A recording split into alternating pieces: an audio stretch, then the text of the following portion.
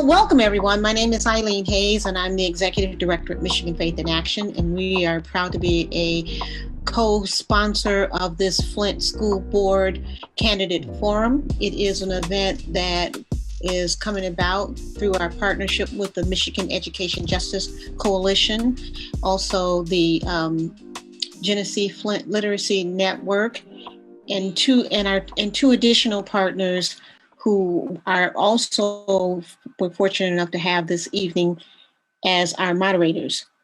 I am also going to turn this over to them. They will introduce themselves and let you know the organizations that they represent. And the first moderator that I will bring to your attention is Dr. Liddell Lewis, and she will be joined by Ashley Strozier.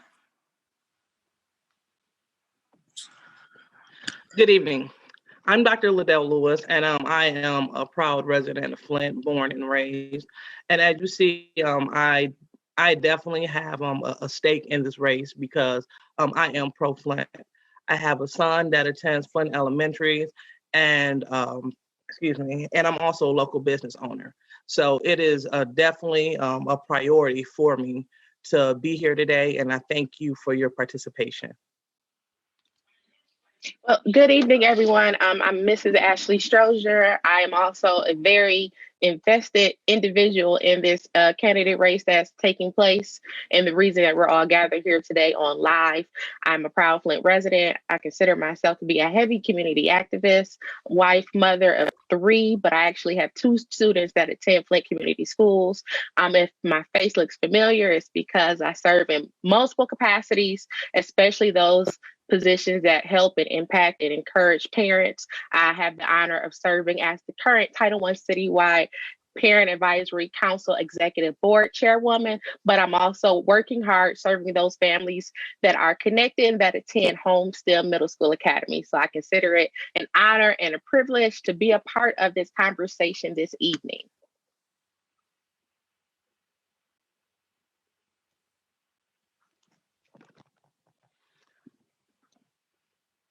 All right, so without further ado, I'll go ahead and get started. So just a little bit about the Michigan Education Justice Coalition. The Michigan Education Justice Coalition is definitely committed to working together for quality education for all Michigan students. So this Flint Forum is not the only forum. They've been conducting forums throughout the entire state of Michigan because education is definitely a priority. So I'm not going to play teacher and read everything to you, but I will encourage you to look up some more information about the Michigan Education Justice Coalition because they are definitely invested in the education of our students in Michigan. So with that being said, here we are on the candidate forum. So the Michigan, Education Justice Coalition, because there's so much at stake, we need our local elected officials to be held accountable to their commitments to public education, to students, and to our communities. And we need elected officials to work with the community, such as with students, educators, and families to ensure our schools get exactly what they deserve. So with that being said, that's going to lead into our segue with talking about our forum partners. So we're partnering with Michigan Faith in Action, a faith-based movement transforming Michigan by bringing people of faith, institutions, and organizations together. And that is where you see Miss Eileen Hayes, what she's spearheading. So if you have any questions or comments about Michigan Faith in Action, please direct them to Mrs. Eileen Hayes. And without further ado, excuse me. And then I definitely cannot omit our partner, the Flint Genesee Literacy Network. They are a strong advocate for Michigan Flint residents. And we have the representative Danielle Brown on the line. And as you see, their mission is to seek out, convene, and align and build capacity in community partners. So their job is to improve the lives of Flint citizens as well. So as I was about to state, without further ado, I want to introduce you and turn it over to the hands of Ms. Ashley Strozier. And now we are at the part where we are all here for, including Dr. Lewis and myself. We are here to meet the candidates. Now, before we go to introduce the ones that are participating this evening, we want to make it very clear. We wanted this to be very diplomatic.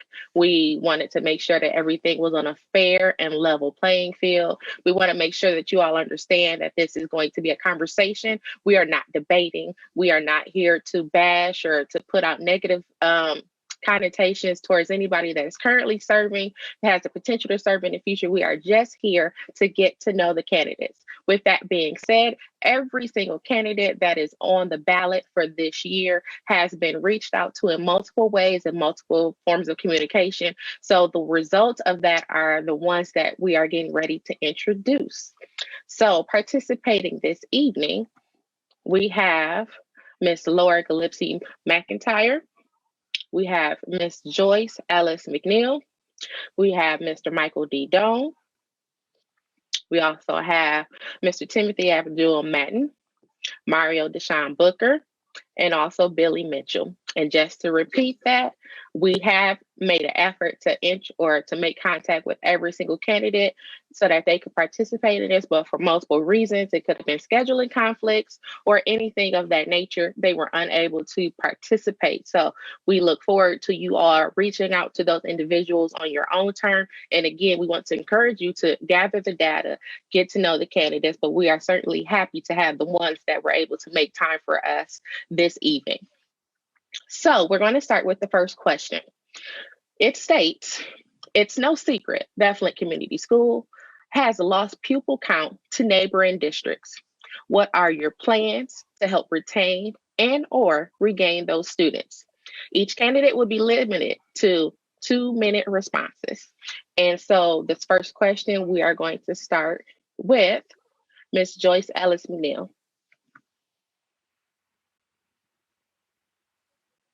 Can you hear me? Yes. Okay. One of the ways that we can retain our students is to look at how we're doing the testing. Because of the many trials and tribulation that our Flint kids have went through, we have to look at how we are testing our kids. In order to get our population back up in the Flint school, our budget is not really even designed for us to do that right now. But however, we do have some tools that we can work with. We got to try to create a new type of environment coming out of the pandemic and the Flint water crisis. It's not for me to decide, but as a board member, I would like for us to sit down and sit with people and just say, how can we take those kids that have fallen into a slump in the Flint Community School and give them an opportunity to catch up with other kids and allow parents to come in and participate in this model. So my whole thing, let's create a new model. I have a passion of getting rid of the standardized tests. At this point, I think we should eliminate that. And that will help with getting our kids back on track. Our kids does not need a standardized testing right now. So those are couple of my goals that I have. I have quite a bit, but those are things that we have to look at and look at that budget, because right now, if we don't get that budget straightened out, parents are looking for a better school and we need money to make a better school. Thank you for your response. Next, we're going to go to Mr. Mario Booker. If you could unmute yourself and answer the same question. All right, great. Thank you for the opportunity. One of the things that I look at when you look at retention, I believe that needs to be one of the primary objectives of the board. Retention of students is something that we need because we're paid per pupil. I think one of the most primary things is that the board needs to come up with a strategic plan to increase the enrollment within the Flint community schools. I think one of the elements of the strategic plan needs to be rebranding. If you look at the numbers that are out there, there's about 15,000 students who are eligible to go to the Flint school, but the latest numbers that come out indicate that only 3,000 students are actually coming into the Flint schools. So we have about 12,000 students that are going to neighboring districts and charter schools. So the conversation needs to look at what is driving students outside the district. And one of the things I'm looking at and thinking is that it could be one of the key things is a branding issue. Flint has always had the Flint schools is the best choice, but one of the key things that we have to now realize in this landscape was that worked when Flint schools was the only choice. But now we have so many different competing school districts, we have to make ourselves more attractive to the students. The environment within the schools is one of the things that are deterring parents from sending their kids to school. So that's one of the things we need to focus upon is looking at how we representing our schools. What can we do to attract those? And I believe within that strategic plan, we need to enlist more community involvement and more devoting more resources to scout and capture the students. And one of the things I looked at was launching a parent ambassador program. Currently, we are under the 3-year program with the state of Michigan, which involves us to have advisory council right now. And I think we need to utilize that advisory council, which includes my community college, lots of other organizations within the community. Those type of resources we need to tap into more to figure out what we can do to bring in those 12,000 students that are lost, because that represents millions of dollars that's lost to the city of Flint. And that money can be used. Thank you so much. That's your 2 minutes, Mr. Booker. Thank you for your response. Very thorough response. All right. Next, we are going to go to Ms. Laura Gillespie McIntyre, the same question. Hi, can you hear me? Unmuted? Yes, you're good. Great. Thank you so much for having this forum and for allowing me the opportunity to speak.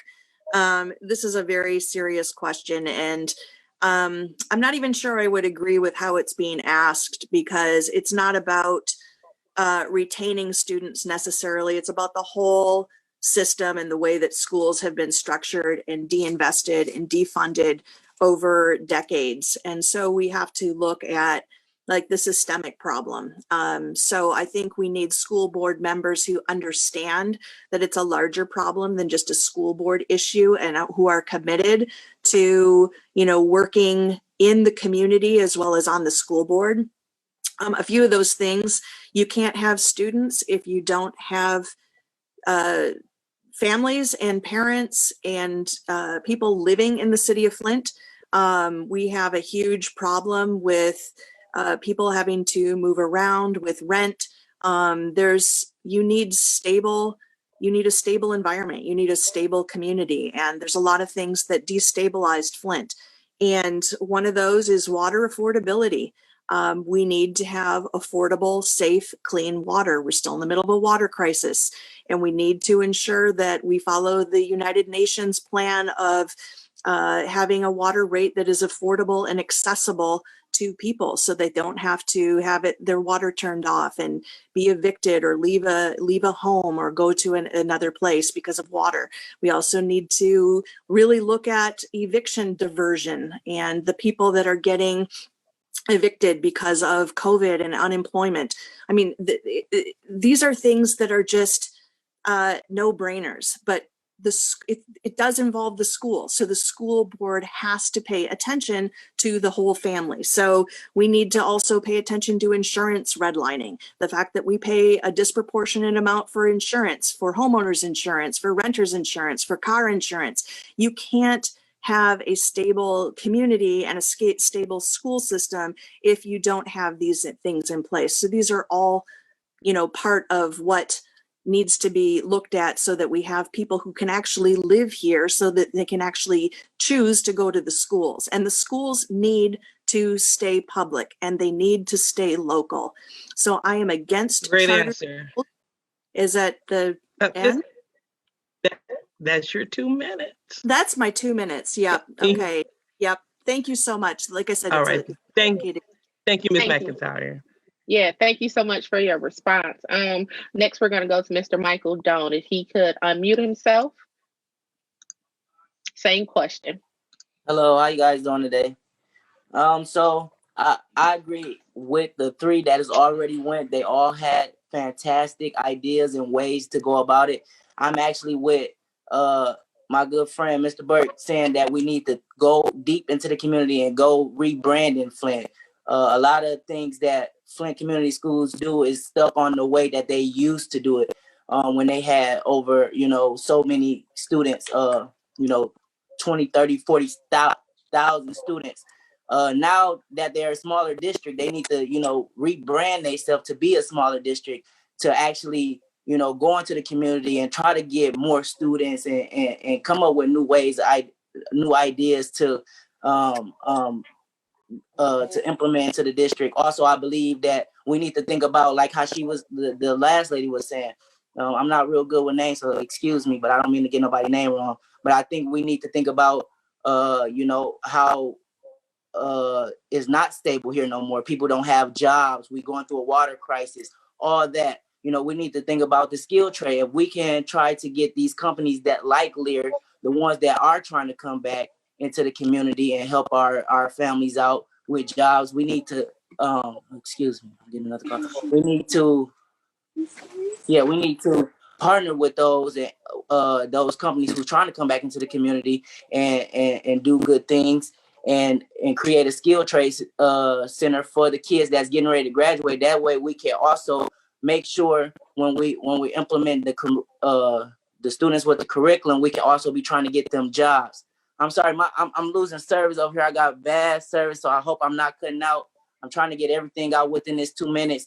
But like I was saying, we need to do skill trade. That is important. That will help stabilize the community with students, with jobs, making sure that, we can get families jobs and helping them get those type of programs in the community of Flint and not having to move to Grand Blanc to where they know their job is going to be or even further out.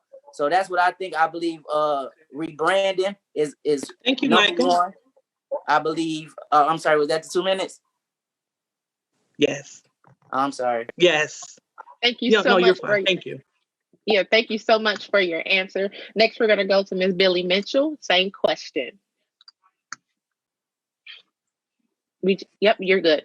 Okay. So I believe that Flint Community Schools are already headed in the right direction with the lawsuit concerning the Act 18 fund, the special ed funding, which is currently controlled by the ISD. I think that is a big problem for why Flint Community Schools are losing children or students. 25% of Flint Community Schools are children with special needs. And if we don't have that funding to serve those children, then that's your demographic right there. So funding is very important. Funding also enables us to provide resources like books and programming such as fine arts and foreign language and home economics for children. You don't see a lot of that, or at least I have not seen a lot of that in the Flint Community Schools. My children have never had a foreign language. They have not had books to bring home to do their homework. That's very disheartening for me as a Flint graduate because I remember having my books and being able to study. How else can you prepare for your exam if you don't have something from your school that you can bring home to reference? Secondly, environment. Aesthetics and environment is important. It's hard for a child to be in a building that's broken down, that doesn't have correct ventilation or heat or air. Those different things matter. You don't think about the moisture and the mildew buildup or the quality of air in a school. And I think if we had the money to invest in our buildings, that could be very helpful for our children and their benefit of learning also. And last thing, family support. When you're serving the family as a whole and meeting the needs of individual families, whether that be help with consumers' energy or help with internet or transportation, whatever that may be, maybe it's domestic violence in the home. When you meet the need of the family, you can better prepare the child to come to school and learn more effectively. So those are my three things: funding, environment, and family support. Thank you so much for your answer. And last and certainly not least, Mr. Tim Abdul-Mattin, if you could unmute yourself and feel free to answer the same question. Good evening, everyone. Can you hear me? Yes, you're good. Go ahead. I'm sorry about the video. I'm actually at work on the assembly line, but I stepped off for a few minutes to participate in this event. So I want to thank you all for inviting me.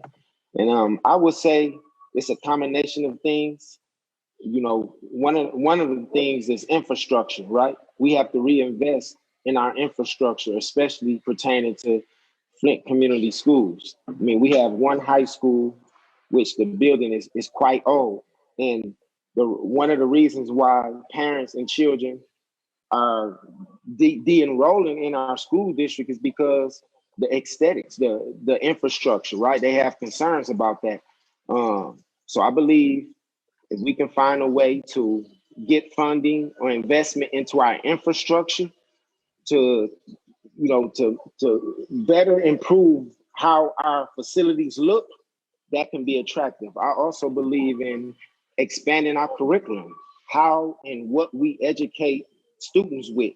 If we can get an advantage of how we educate, the method we use to get children to learn, and expanding some of our programs, implementing some skills trades, implementing some more artistic programs, bringing in trauma-informed practices, right?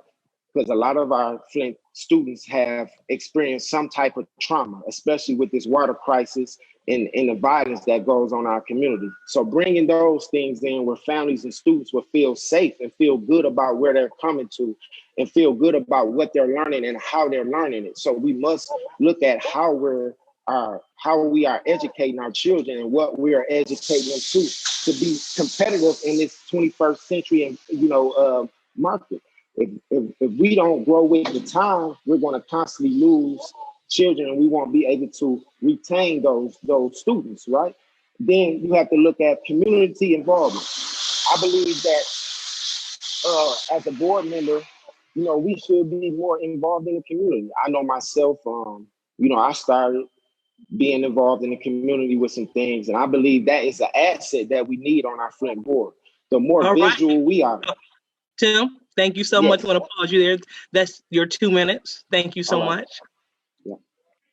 Thank you, candidates, for all of your answers, and we appreciate you staying within the 2-minute time frame so that we have time to get through all of our questions. We also want to mention that the questions submitted this evening are actually from those Flint Community School parents. We were able to make some contact in a very public way, and these were the questions that we were able to finalize and then bring towards our candidates this evening. So you are actually answering those questions from the people that we are serving. The second question, it reads as such: what will you do as a member of this Flint Community School Board to make sure that we can maintain leadership and avoid turnover? So this set of questions will start with Mario. So if you could unmute yourself and proceed with answering the question. Okay, well, as a member of a potential member of the Flint Community Board of Education, I believe that turnover just hurts the organization, hurts the community as a whole. I think what needs to happen is you need to retain the intellectual capital that you have within the community, within the school district.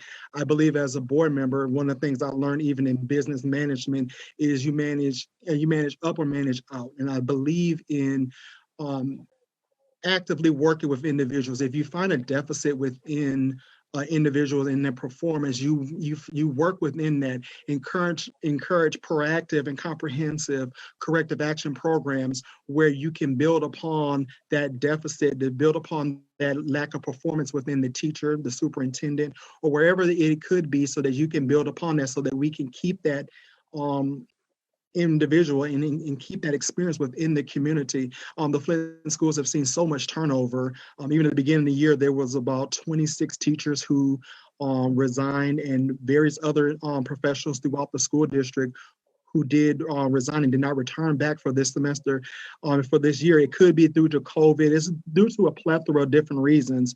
But I believe that as the leadership of the Flint Community Schools from the board, I think it has to come from the top all the way down. And I believe that the board needs to work more with individuals. Swift terminations and firing should be at a last resort, and it should be followed up with numerous types of corrective action and numerous types of working with the individual to see what we can do to bring out the best in you, because that individual is trying to bring out the best in the students. So if we turn our backs on our staff who are there to try and guide and mold the minds of our children. We're in a sense turning our backs on our children, and that's not what we're all here for. So I believe in the managing up aspect of that, coupled with comprehensive corrective action, so that we could retain the intellectual capital that each individual was hired to do. They were hired for a reason, so we need to make sure we capitalize upon that. Like the Superintendent Lopez, who was terminated last year, we just got hit. The judge just ruled that we still have to pay that individual, pay Mr. Lopez $200,000. So we are yet having to pay the current superintendent's salary plus the previous ones. So those type of situations need to be curtailed because they do have a financial impact upon the district. Thank you. Thank you so much for your answer. Next, we're going to call for Ms. Laura Gillespie McIntyre. If you could unmute yourself and answer the same question. Yeah, in terms of leadership, first and foremost, we have to remember that our democracy is under attack. And it's not just in the nation, but it's specifically to Flint. And again, not to, rehash the water crisis and the austerity policies that our city has been subjected to over the past few years and decades, but this is a real problem. We need to make sure that we eliminate the financial emergency manager law in all of its inceptions. One of the things about that it's one of the conditions that set us up for the water crisis. Not only can municipalities be deemed financially insolvent or incapable of managing themselves, but so can school districts. And it has happened to several school districts in the state of Michigan. We want to make sure that our school district remains local and remains in local control and democratically localized control. And frankly, I wouldn't be surprised if our school board was dissolved any day now. So we need to make sure and ensure that our school board and our school system remains local and in our control. So we don't have options if we're completely at the mercy of a revolving door of superintendents that are imposed on us from outside forces and outside interests. We need parents, we need students, and we need teachers and the unions and the community to pick the superintendents and all of the people who are in leadership in our school district. And we need to stop the school to the prison pipeline. It's absolutely appalling what's been happening in our schools. There's short institutional memory, but in 2015, we had 6,800 suspensions for our 2 high schools. And there weren't even that many students. So that's multiple suspensions for students for infractions like wearing a hoodie or eye rolling. So these things you can't have local control and democracy in your school system when you have a school to prison pipeline. We have more money being spent on a correctional facility a juvenile correctional facility that's going up than we do in our actual schools. We know that students are targeted at grade 3 and the prison projections are set with 3rd grade test scores. So we need to eliminate standardized testing. We need to make sure that the buildings are safe. Too. There we go. Thank you. Thank you so much for your answer. Next, we're going to call on Mr. Michael Doan. If you would answer the same question as soon as you unmute yourself. Can I see the question again? I'm sorry. No problem. I'll be happy to read it to you. Question number 2 states, what will you do as a member of this Flint Community School Board to make sure that we can maintain leadership and avoid turnover? Well, I believe it starts at the top with us being the board.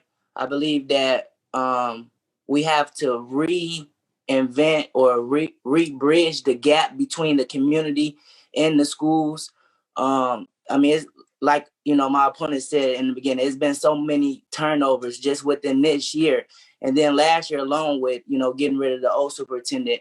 I think we really just need to bridge that gap. And it starts at the top with us, trying to work through the budget and trying to come up with new ideas to keep the district going and new ways, because we're a strength district now, and we don't hold the same amount of students as we once did before. So actually re-bridging that gap between the community.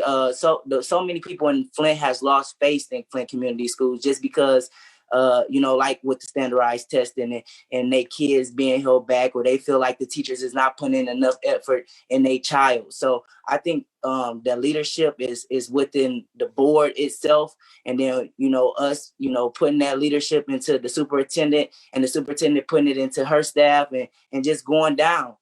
So I'm gonna keep it real short and sweet, because I know we got to get through this thing, and my phone is about to die. So I promise you guys, I'm actually at my store as well too. I just stepped out for a minute, so if I do cut out, I already sent in my questionnaires, and I promise you, I'm so sorry about it. But like I said, I feel like it started at the top with the board. We definitely got to come up with a way to get that community back, believing in Flint Community Schools itself, because you hear about all other schools, Grand Blanc, Flushing, everywhere else, all they do is hear about it, and they feel like, oh, maybe we should try that school out with our Carmen's Ainsworth. But as soon as they hear Flint schools, and I'm talking about just talking to my family or people in general, my son goes to Flint school, goes right to Powder.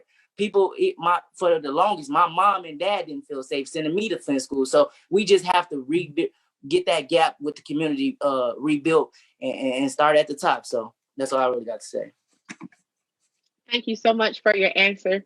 Next, we're going to call on Ms. Billy Mitchell. Same question. As soon as you unmute yourself.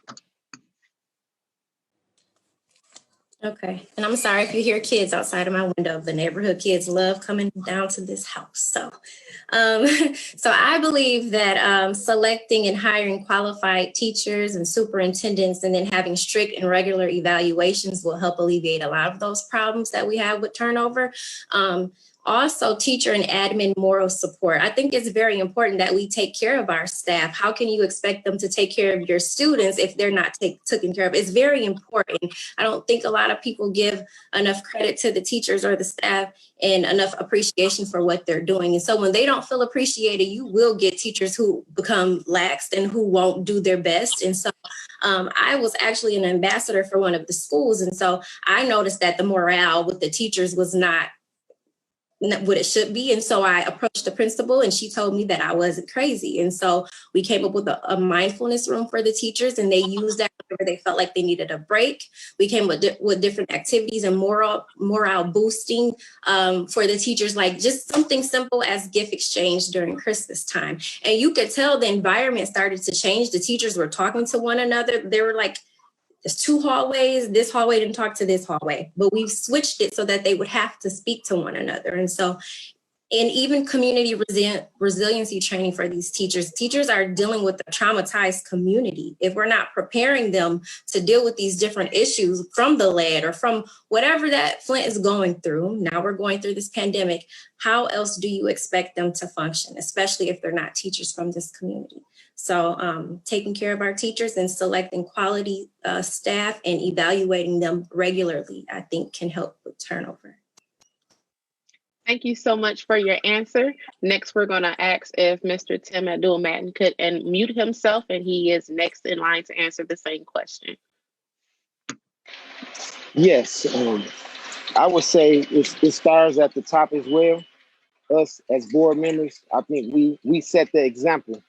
We are that extension between the communities, the parents, the students, the administration. I believe we should set that example, being transparent, being in the community, being active, being relatable, right? And also doing professional training for our educators, for our educators, for our administrators, and collaborating with parents, right? In the community, making it a community objective. Education shouldn't just be kids go to school and get an education. It should be a community thing where we make parents, students, educators, everyone feel a part of that. And we can do that if we set the example. Be more involved as a board member. Sometimes you may want to show up to the school and check on things, see how things is going. Check on your educators, see if it's things they need. Check on parents, follow up with students. I believe these type of things will set the example.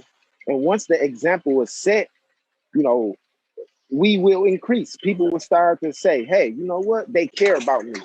They have things in place where I know if I send my kid to that school, they will get the love and compassion they need to grow in this community. That's why my thing is, my theme of my campaign is bring back the village, because that's really what I believe in. I believe it's going to take a community to really get engaged, to really corroborate with one another, to work together. And I believe we set that example as board members, because we determine the direction our school system is going. If we can be that example, then we can see it mass improvement in our school district, and we can see mass improvement in our students, and we can see mass improvement with our educators as well. So we set that example, and we have to be the leaders within our community to bring about the change that we need. Thank you so Awesome. much for your answer. And last and certainly not least, Ms. Joyce Ellis McNeil, if you can unmute yourself and go ahead and feel free to answer the question.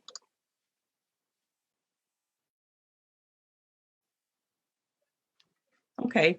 When we was talking about maintaining leadership and in the Flint Community School, I have to start off with a little narrative that I have.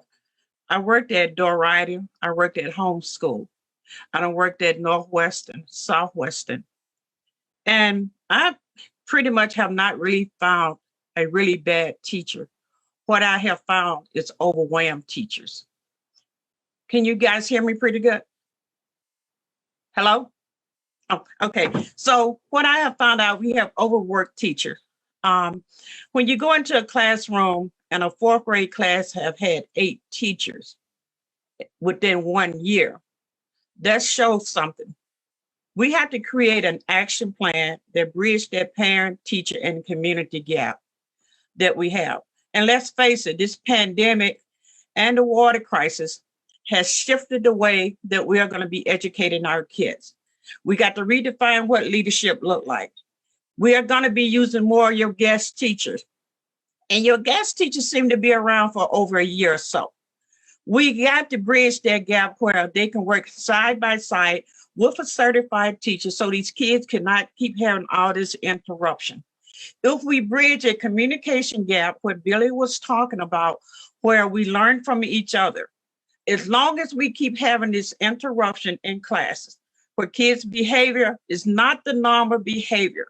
Normally, when I'm coming to a school and they ask me to come into a school, that is because the behavior is off the chart.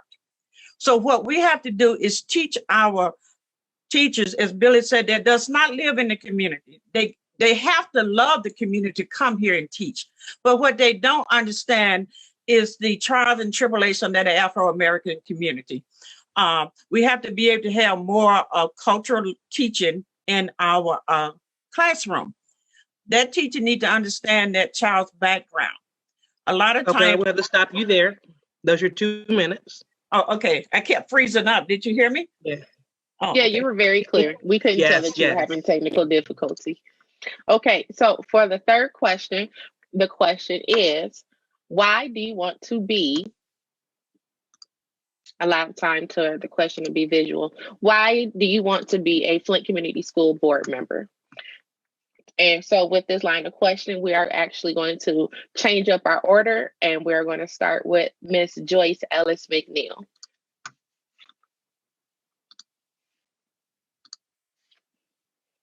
We just need you to unmute yourself, Ms. Joyce.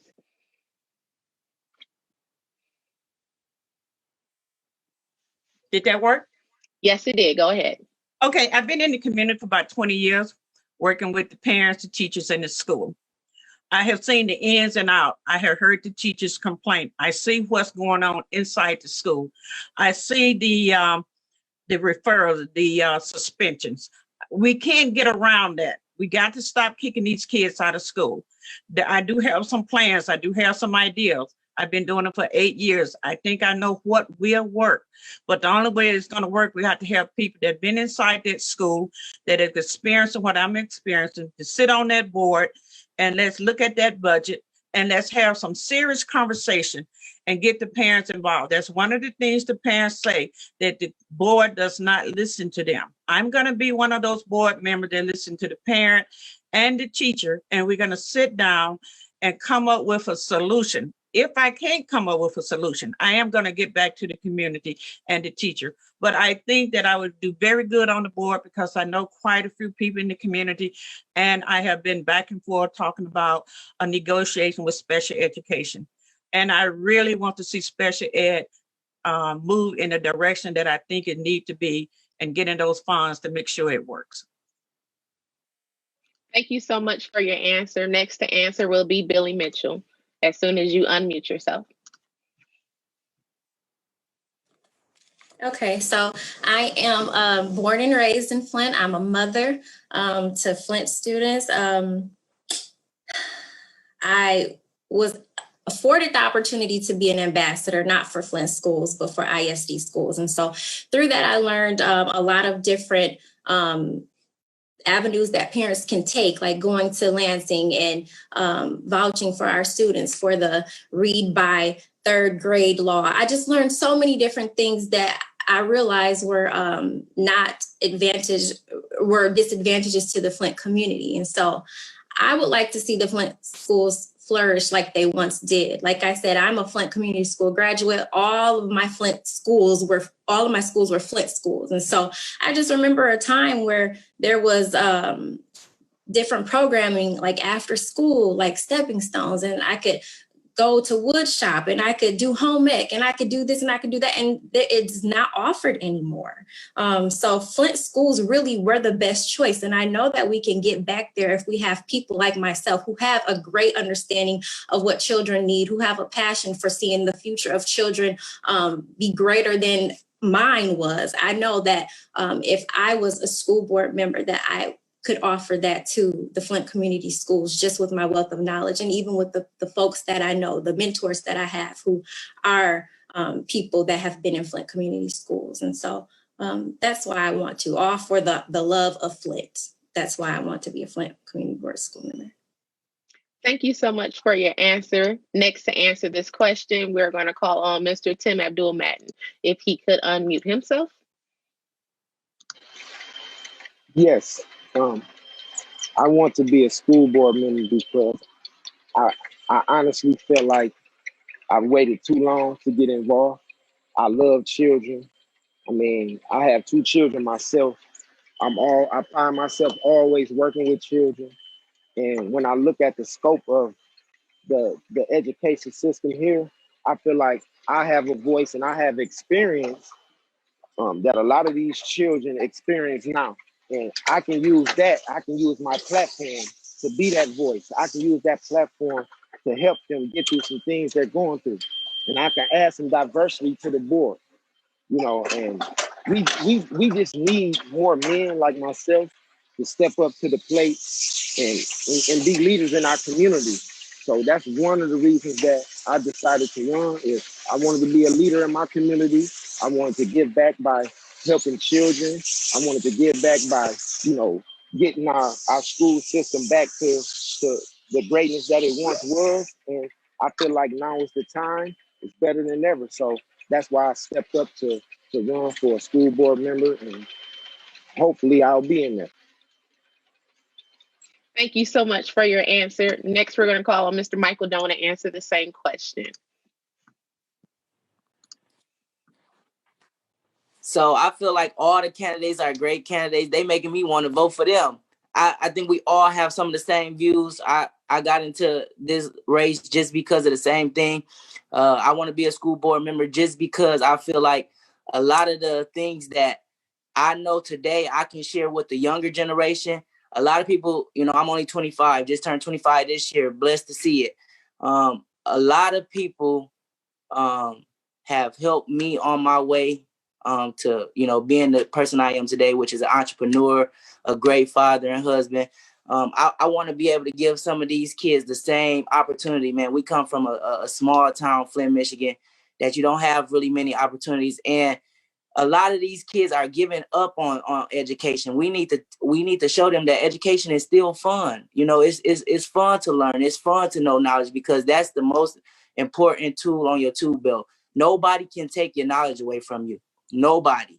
We need to make sure that they understand that a lot of these kids want to become millionaires and success stories overnight by rapping and doing this. And don't get me wrong, music and arts is great. We just need to teach them the right way to do it. We need to be there for them. You know, we need to be able to create these programs. I've heard so many things from my father and them generation, my mom's them generation, to where they had the talent show, they had the arts festival, they had all those things growing up, and they, you know, they were big community activities that the whole community did things together. I feel like we need to really bridge this gap between the community and the schools and the city too. We need to become a unity and work together. A lot of things I've learned, and even in school right now, in college, you know, I'm still learning. I want to be able to bring them type of things to the table as a board member. I want to be able to teach these kids the right way to do it, be there for them, help them create their success story. Thank you so much for your answer. Next, we're going to ask Ms. Laura Gillespie McIntyre if you could answer the same question. Hi, yeah, I want to be a school board member, not because it's a political position. I really don't have interest in being a politician, but because it's my community. I'm a local activist. I'm a member of the Flint Democracy Defense League. I was born and raised here, raised by two community school teachers. My dad taught at Flint Schools of Choice until he retired. And I'm a member, I'm actually a Michigan Education Justice Coalition member myself. Full disclosure, I'm a member of the AFT Local 6244. I'm a lecturer of sociology at University of Michigan. I teach dual enrollment high school classes. I saw the Flint schools eliminated from those high school classes, and U of M Flint is teaching all school districts except Flint. And so it's something that I want to do. I went straight from high school to college and graduate school and lived in San Diego for 15 years and came back intentionally to Flint, Michigan, to live here in this community. And I have been since 2008, and I have 3 children. And, you know, I've been fighting for local democracy, public education, for our community. You know, I've been in the streets, you know, since 2008 and before. I grew up on the picket line with the Flint community school teachers in the 1970s. I know firsthand what's going on with the schools. It's not necessarily a matter of the teachers or the students or the parents.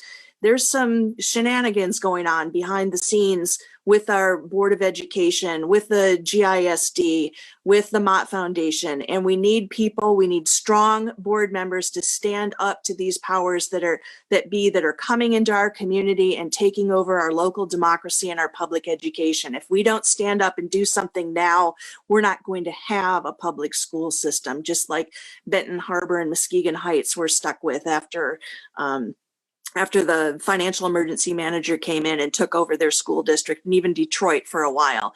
So I am committed. Yeah, that's it. I'm committed, and here I am. Please vote for me November 3rd. Thank you. Thank you so much. And last and certainly not least, Mr. Mario Booker, the same question. Awesome. So I want to be a board member because I believe in Flint. I love Flint. This has been my home for many, many years. I'm a product of Flint and Beecher education. Most of my education has been within the Flint community schools. And I firmly believe that the diversity of my background as far as education as well as work experience is something that can be of value to the Flint Board of Education. I also represent what many of the kids in the school district have encountered in the past. I grew up within these streets of Flint. I was homeless. I encountered teachers in school who told me that I would never do anything in life. I might as well get a job within GM. But I didn't let that negativity and things stop me. But I went forward in that when there was doors closed to me, thank God and the perseverance He's given into me that I pushed forward with that.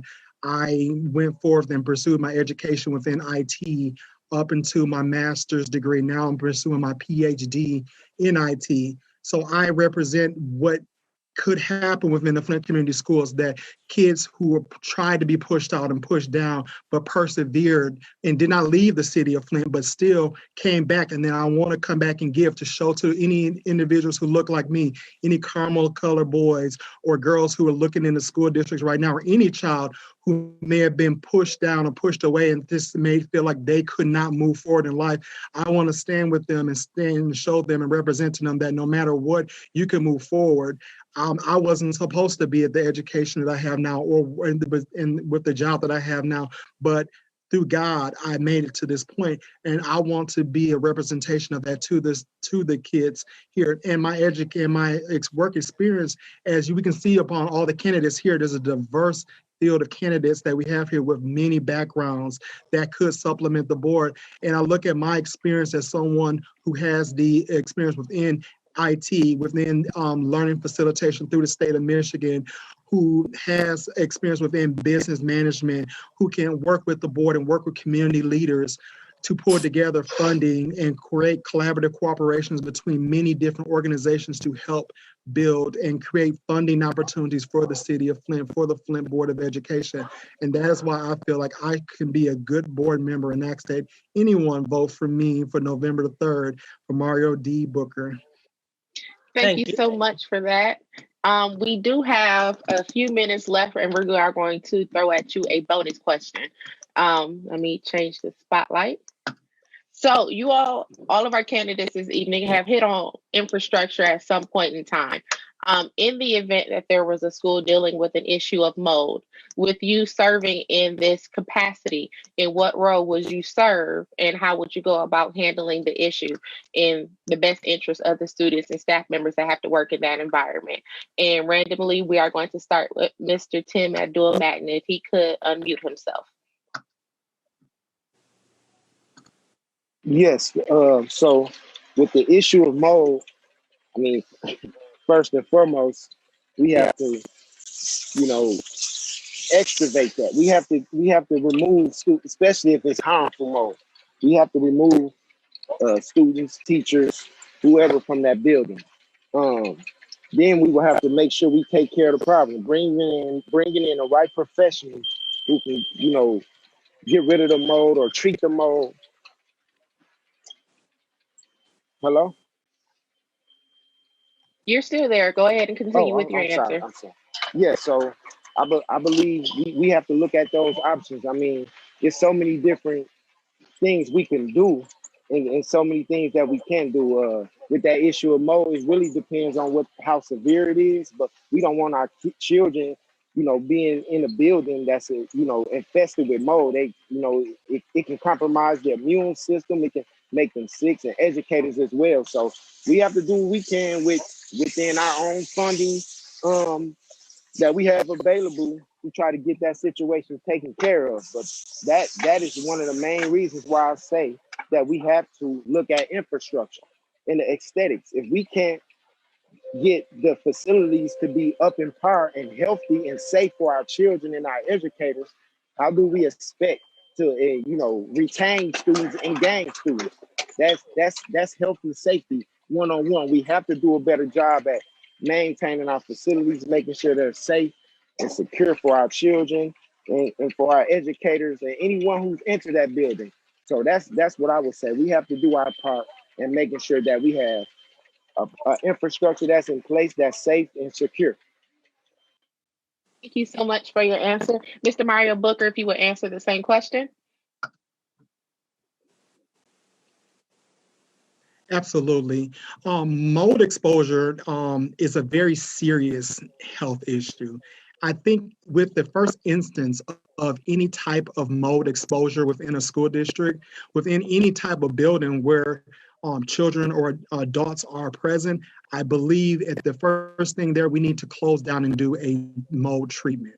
Mold exposure is dangerous, even to healthy individuals. You have some kids who have issues such as asthma or lung problem. These pre-existing conditions can be exacerbated with the presence of any type of mold exposure. This infestation of this can be very detrimental to children on a wide range of issues. So there's physiological and mental issues that can be presented with that. So in the instance in which that mold is present or there's an infection of it, I believe a closure of that building and an immediate treatment and then another round of testing is the most is the best practice that any board member would need to do at that moment. You can't toy around with it. You can't play around and second guess when you're have the lives and the health of the children in hand and even the adults. So it's just best at that point to close down. I've had experience in buildings in which that mold was present. And even in a residential setting, you want to get that treated as soon as possible to avoid any long-term effects on that. And you absolutely don't even want any short-term effects. So I do believe in a closure and a thorough cleansing treatment of it and a further testing before you allow any individuals back within the building. Thank you so much for your answer. Next, we're going to call on Ms. Laura Gillespie McIntyre. Well, first, I want to say, what do you mean if there's mold in the buildings? There is mold in the buildings. There's all sorts of things wrong with the buildings. The water isn't safe or clean to drink. And that's one of the things. We're working with District 5 with what used to be called the MDEQ, which is now euphemistically called EAGLE, which is woefully unprepared to deal with health conditions in the schools, period. So forget about mold. I mean, obviously we'd have to deal with the mold, but there's so many pre-existing conditions that already have to be dealt with, including mold, warped floors, leaking ceilings, mushrooms growing out of the walls. I mean, have you seen the schools that exist right now? So, I mean, yes, we have to be proactive about this, but right now we're dealing with, like I said, so many infrastructure issues. The state, we are not required to test our water in the schools. Still, after we're going on year 7 of a water crisis, and we still don't have to test our water in the schools, and there's not adequate testing. So I mean, I'm at a loss right now. The buildings need to be remediated for all sorts of things. Mold is just one of those things. And we need to make sure that the students are going back, especially in the age of COVID, to something that is safe, secure, and that is going to be reliable for our students. And this goes back to, again, funding. We are not getting our fair share of special education dollars, and not to, be disparaging about the term special education. All of Flint is special education because we went through and are going through a water crisis. So we should be given special consideration, just like Libby, Montana was given after they were poisoned by asbestos poisoning. We were poisoned and we need to be made whole, and we need to be remediated. So mold, water, things that have affected our infrastructure. This has been systematically and by design, and we need to stand up and stop it and make a change. So I would say we all need to come together, to work on the local level and the state level. 2 minutes. Thank you. Thank you for your answer. Now we're going to go to Ms. Joyce Ellis McNeil. If you could unmute yourself and answer the same question. Hi, there's no question if there's mold in the school.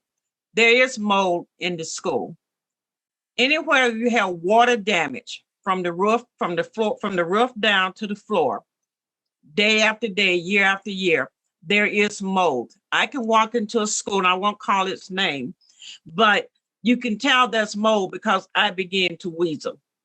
But when you know, and we all do know that there's mold in those schools, this is a perfect time. The schools are shut down. Why are not we looking out for these type of things? What are we asking these kids to return back to school for? What? Are we asking them to return back to the same system that failed them before? It's no such thing if it's mold, if it's filthy, if it's dirty. It is filthy. It is mold infected. When I had my school, you shut it down and do virtual learning. Get these schools straightened out, and we can handle all of this. It's no such thing. If what? What are they returning back? Back to mold? Back to dirty water? We got to do better. It's no if. They need to be right at the school today. We got Burnell needs a roof. Holmes was leaking. Leaking water creates mold, and it's there, and it's been there ever since those kids walked out. So shut the school down, let them stay down, continue virtual learning until we fix this. Thank you so much for your answer. And last I'm and sorry, I get certainly so not upset. least, Sorry. no, you're fine. I'm pretty sure the public watching can appreciate a passionate candidate. And all of you all have been very passionate and authentic with your answers, and it's greatly appreciated. To answer this question, last but certainly not least, Ms. Billy Mitchell, go ahead. I see that you've already unmuted yourself. Okay, so my background and my career is in public health, so this is right up my alley right here. A part of being in public health, I have to get certifications through the EPA, and so healthy schools is one of the things that I am certified in. And so school environment factors that most people don't consider is the buildup of mold, which leads to different health issues like headaches and an increase in asthma attacks, which eventually disrupts the learning that the child has and ultimately has an effect on their school experience. So having a cleaning and maintenance plan that the EPA, they recommend that it controls the cleaning, of course, and then the exposures that the children have in the school, having the right filtration throughout the school. Those are only some ways to create healthy schools for our students. And so first we have to have that cleaning and management plan. And then my solution to this would be to seek federal funding to eliminate this problem of mold buildup. And I know there are programs out there. I'm just not sure if everyone is aware that we will probably be candidates for those programs. And so that's my answer.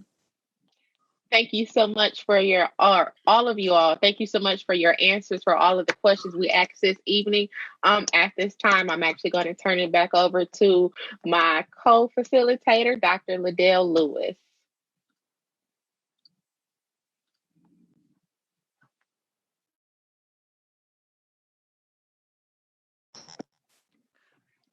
All right.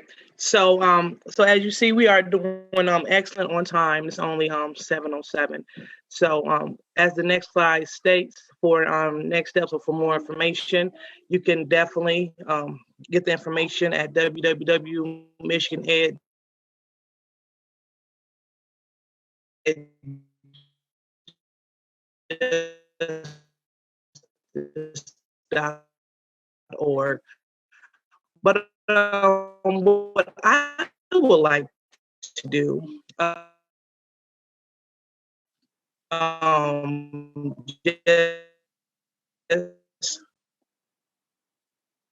think we might be experiencing because some we have a technical little extra issues time, coming from. I would like the candidates Okay, to voice and just tell the flips.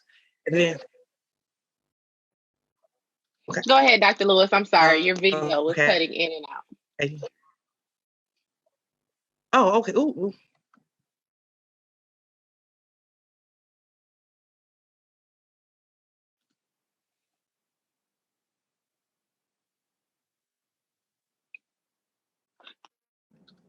Sometimes technology is giving us these technical glitches and we're all having to deal with it, not just from an adulting standpoint, but we know that our children are often having to deal with these technical glitches. But, I think we learn best from the children. You keep going and you push forward and you allow things to kind of catch back up. And I see Dr. Liddell Lewis is back on the screen. Go ahead and try to unmute yourself so that we can put the spotlight back on you. Dr. Lewis, are you able to hear me?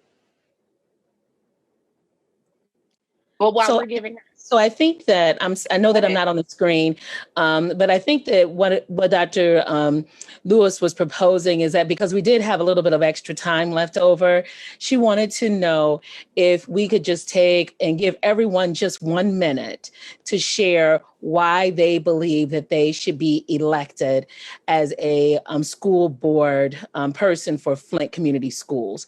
And so if you'd like to review your list of asking, I just wanted to fill in what she was saying for her. And if you wouldn't mind just allowing the group to be responsive to that one last question, why do you believe you would be the best candidate for the Flint Community School Board? And I think we're just going to start randomly with who I see at the top of my screen on Zoom. Ms. Joyce Ellis McNeil, if you will unmute yourself and ask the question that was proposed.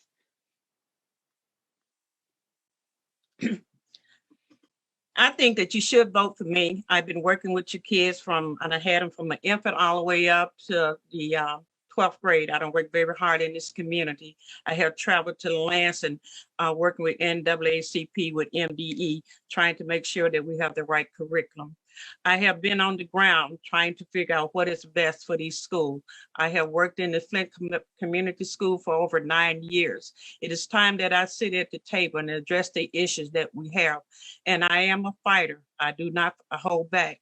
I understand, I see, I know exactly what it is. We need to get a handle on these IEPs, and we need to get a handle on having a clean, safety, affordable school for our kids to go to. Time out for excuses. Flint School can do better, but it got to have the right people at the table at the right time. This is the best time to revitalize and reimagine what a healthy school look like. Vote Joyce Ellis McNeil, November the 3rd.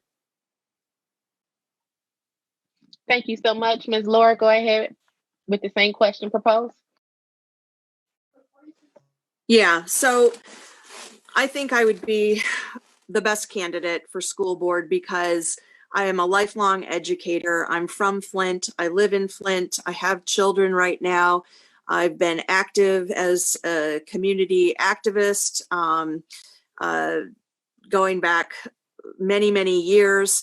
I'm a member of the American Federation of Teachers. I have union experience.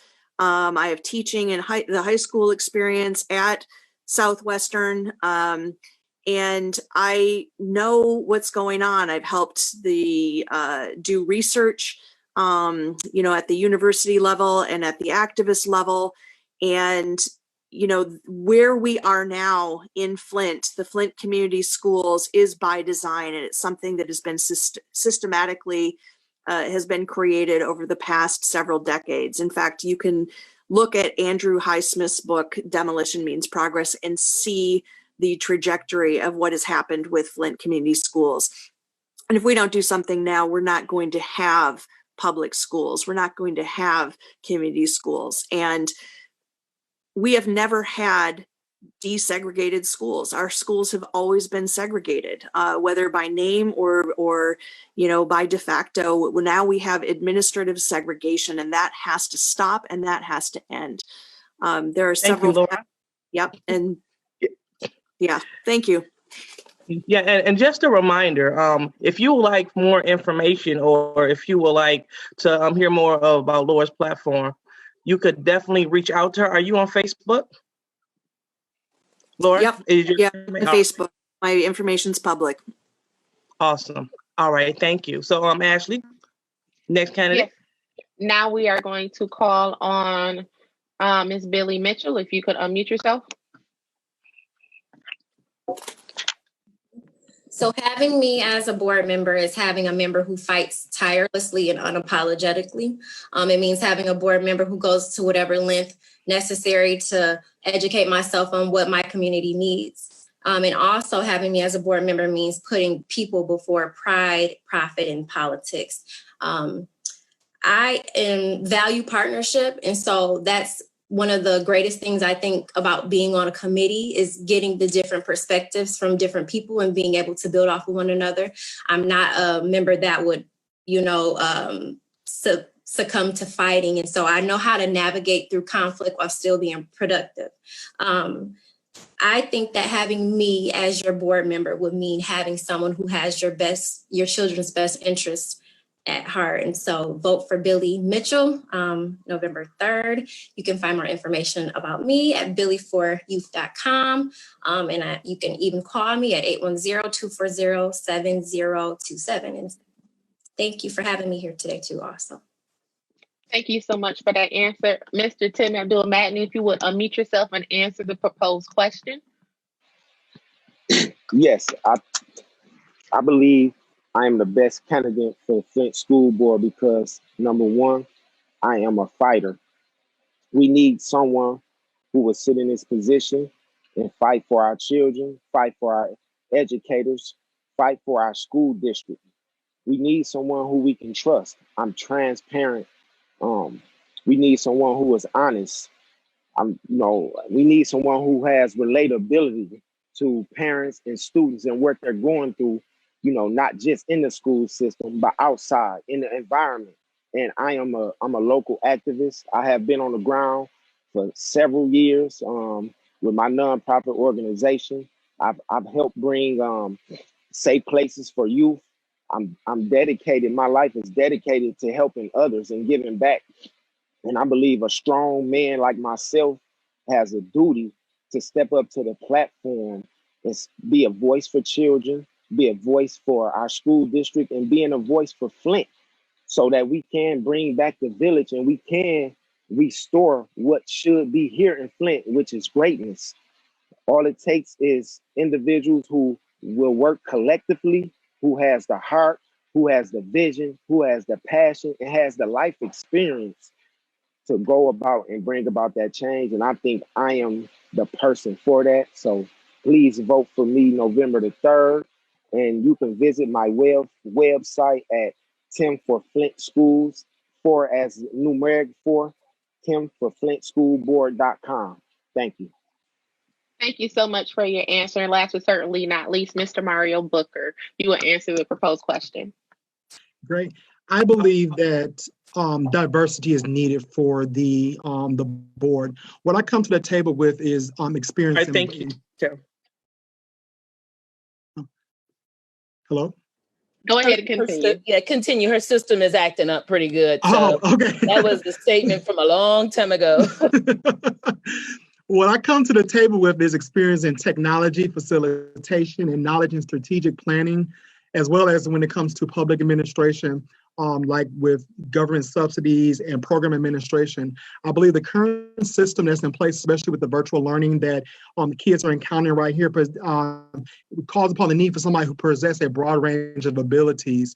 With the prospect of virtual learning continuing, I'm somebody who understands virtualization, not only from an educational, but also from a technical background, which I do not believe anyone currently on the board has that there.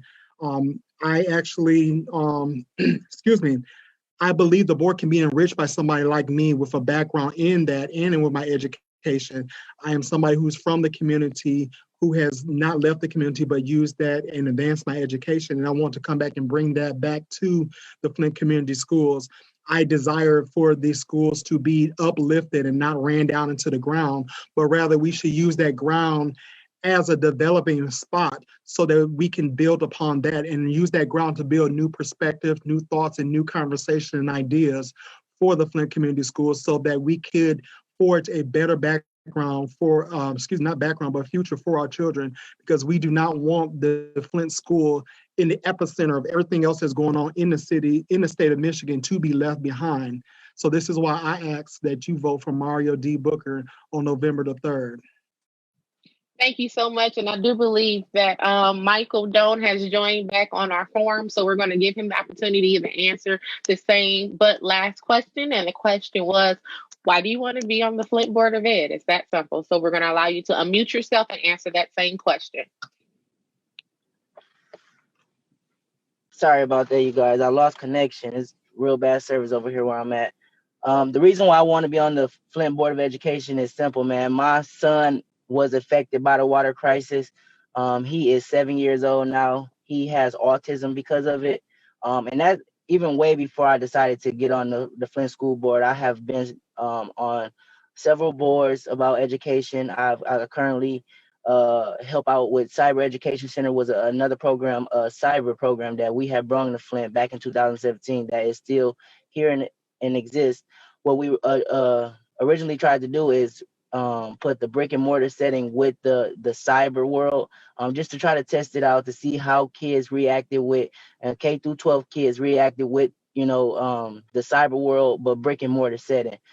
So now it's just completely back online, and we're partnered with Michigan Works to help young adults all the way up to age 23 still able to obtain a high school diploma and be able to graduate. So my main reason for this board is real simple. Is my son, like I said, he was affected by the water crisis. I spent a lot of time researching autism and helping him.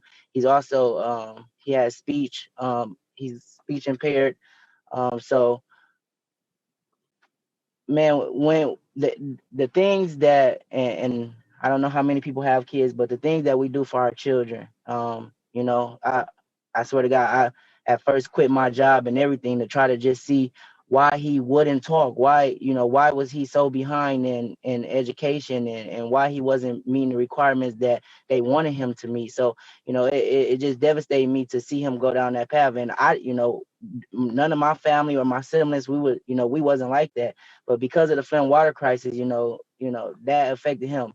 And it's just devastating to even talk about. So whatever I can do to help that not happen to anybody else kids, or nobody else kids be able to deal with that type of problem. And I know autism is everywhere, but it's different level of autism that I've been learning about. My son is really learning now, like working with him 7 days Michael. a week. And, I'm sorry, Michael. Thank you so much for your answer. That was your 2 minutes, sir.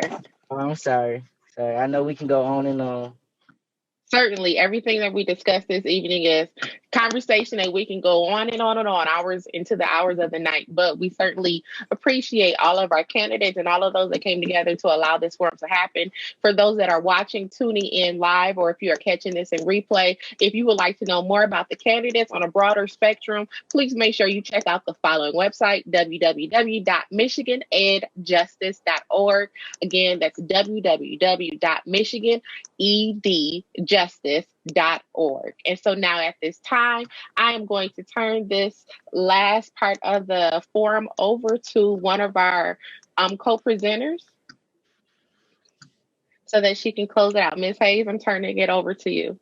Thank you so much. It's been such a wonderful evening. I want to thank all of the candidates. You really displayed your passion for Flint. I think you would all do Flint proud, and you've given the voters something to look at so that they can make a well-informed decision. So I really thank you for your participation. So for those of you who are paying attention to what's been happening tonight, you'll want to know what you can do next. So the very next step is to actually vote, and not just you voting, but getting all of your friends and family to vote.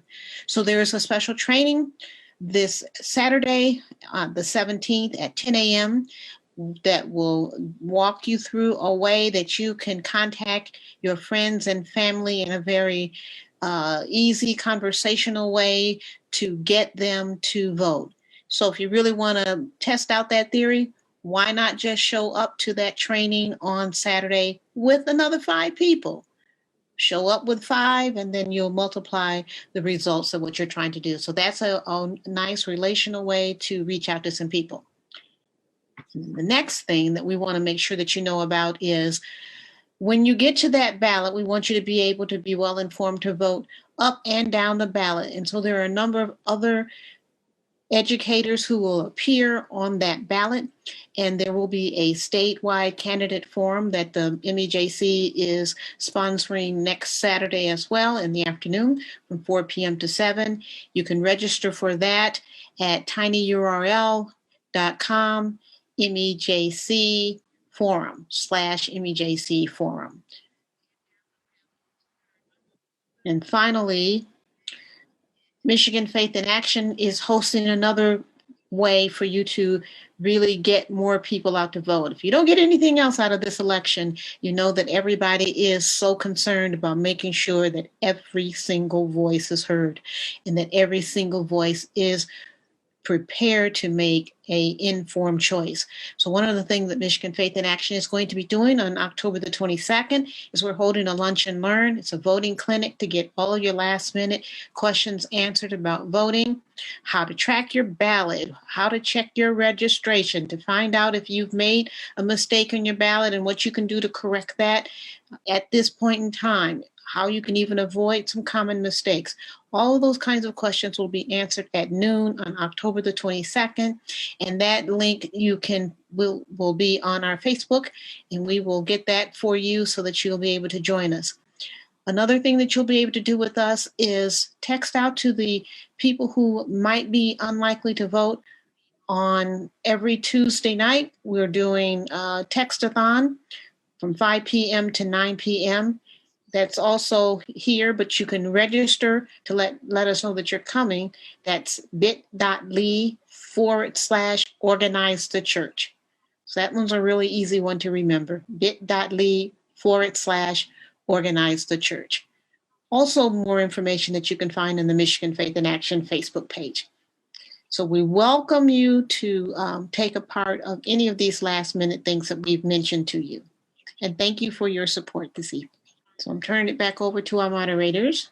Well, we certainly thank everybody for participating in this, whether you watch, whether you had comments in the comment section, or if you took the time to share this video. Again, if you are watching this later on in the day, later on in the week, and it's not too late, please make sure that one, you encourage somebody else to vote, and two, you take the time to maybe share this post. We wanted to bring all these candidates together so that we can be an informed public, know, match, and be able to match the face with the names that we see listed in front of us. On behalf of our partnerships, I'm excited I had the opportunity to co-moderate this event with such an established person in the community, such as Dr. Liddell. She is an amazing person, along with all of our amazing candidates. A special thank you to our sponsors that allowed all of this to happen. And moving forward, we want to thank everyone again for your participation. Please continue to stay well, stay safe, look after your neighbor, and do not forget to vote. Have a great evening, everyone.